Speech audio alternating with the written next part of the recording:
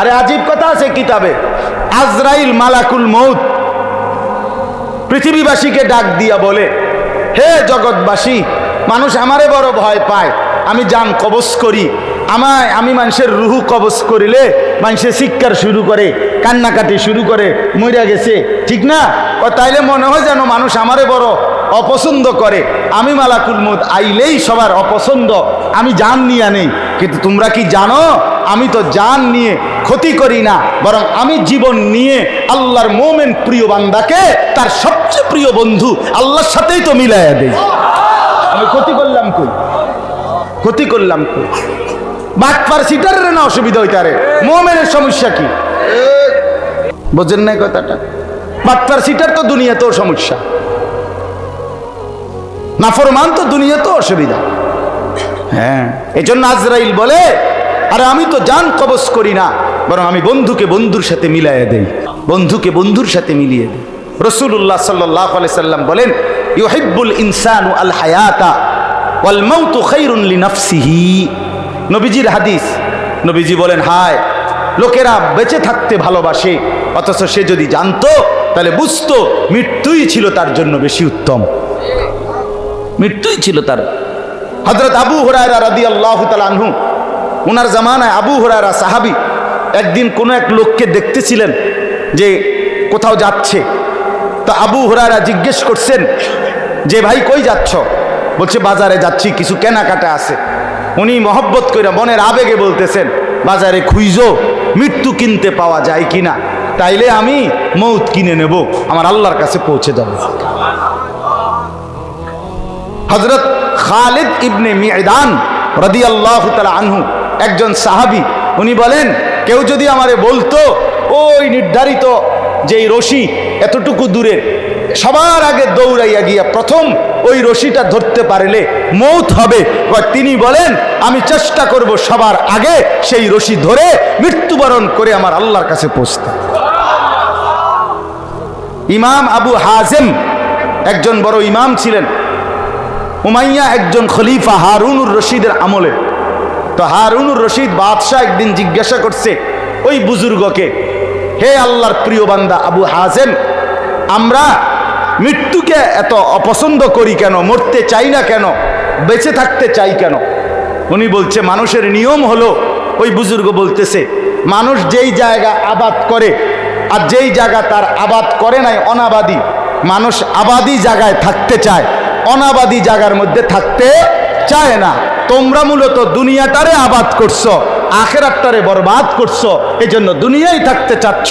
মোমেন আখেরাতকে আবাদ করে দুনিয়াকে ফেলেই দেয়, এই জন্য মোমেন ইমানদার আল্লাহর প্রিয় বান্দা মরতেই চায়, আর তোমরা দুনিয়ায় থাকতে চাও।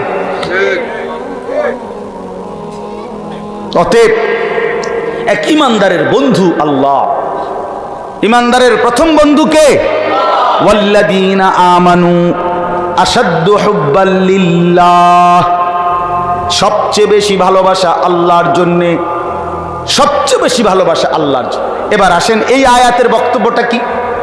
এই আয়াতের বক্তব্যটা হলে এবার আল্লাহ তাআলা বলছেন, উদাহরণ দিয়া বুঝাইছেন যে আমি আল্লাহকে বাদ দিয়ে তোমাদেরকে সতর্ক করছি, আমার বান্দারা, আমি আল্লাহরে বাদ দিয়া তোমরা যে যারে বন্ধু বানাইছো, কেউ দোকানটাকেই প্রিয় বানায় ফেলছো, কেউ ব্যবসাটাকেই প্রিয় বানায় ফেলছো, কেউ জিফুদটারেই প্রিয় বানায় ফেলছো, কেউ দুনিয়ার পদ পদবিটাকেই, দুনিয়ার কর্তৃত্ব নেতৃত্বটাকেই প্রিয় বানায় ফেলছো, কেউ দুনিয়া সাজানোটাকেই প্রিয় বানায় ফেলছো।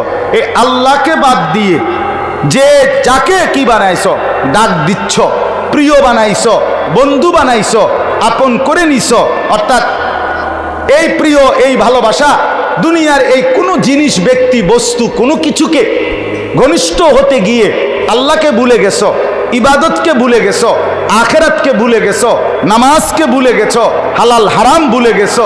আল্লাহ তাআলা বলে, প্রথম কথা হলো তুমি একটা মাকড়সা। ওই ব্যক্তি মাকড়সার মতো, যে ব্যক্তি আল্লাহকে বাদ দিয়ে অন্য কিছুকে বন্ধু বানিয়েছে। কিসের মতো? কোন মাকড়সা? আল্লাহ বলেন, ইত্তাখাযাত বাইতান, যেই মাকড়সা বড় যত্ন করে একটা ঘর বানাইছে। আর মাকড়সার ঘর দেখছেন না আপনারা? হ্যাঁ, এই মাকড়সার ঘর। তো আল্লাহ তাআলা বলেন ইন্না আওহানাল বুয়ুতি লাবাইতুল আনকাবুত, হায় তোমরা যদি বুঝতা এই গোটা পৃথিবীর সমস্ত প্রাণী, মানুষ ছাড়াও আরো যত প্রাণীর যত ঘর আছে, মানুষেরও সমস্ত ঘরের মধ্যে সবচেয়ে দুর্বল, ভঙ্গুর, সবচেয়ে ক্ষণস্থায়ী, সবচেয়ে দুর্বল হলো মাকড়সার ঘর। মাকড়সার, যেটা একটু বাতাস আসলেই উড়ে যায়, যেটা 6 মাসের কোলের বাচ্চাও যদি হাতালগি দেয় ছিঁড়া ভিড়া যায়, ছিঁড়ে ভিড়ে যায়। আল্লাহ তাআলা বলেন ঠিক এরকম ভাবে আমি আল্লাহকে ভুলে গিয়ে, আমার আখিরাতকে ভুলে গিয়ে, আমার বিবাদতকে ভুলে গিয়ে, আমার বন্দিগিকে ভুলে গিয়ে যে যেটাকে বন্ধু বানাইছো, আল্লাহর কসম তুমি যেন মাকড়সা যে একটা দুর্বল ঘর বানাইলা, আর ধরে নাও ওই ঘর অচিরেই তোমার থেকে নিঃশেষ হয়ে যায়।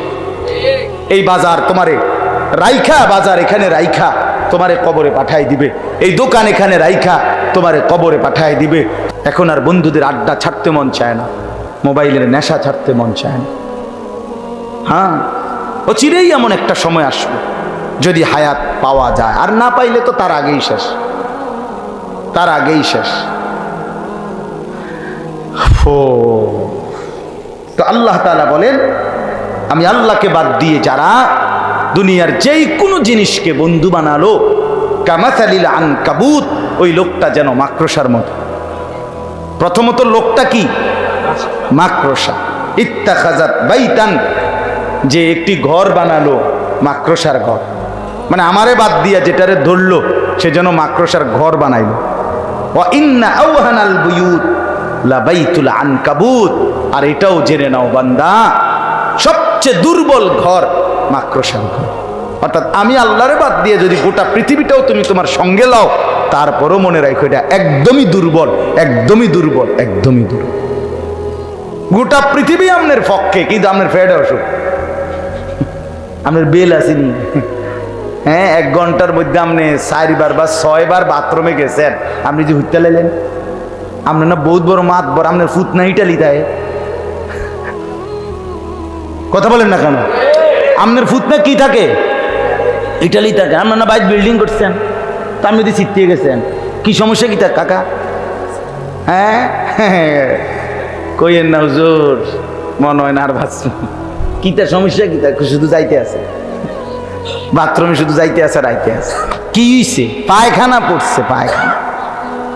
আরে নাফরমান মানুষ, এই যুবক বেটা বুঝে নে বন্ধু ভাইয়া, সামান্য পায়খানা বেটা 1 ঘন্টায় তোর শরীর থেকে 4 বার 5 বার 6 বার বের হলে তো বেটা এমনে শুইয়া যাও, এমনে শীত হইয়া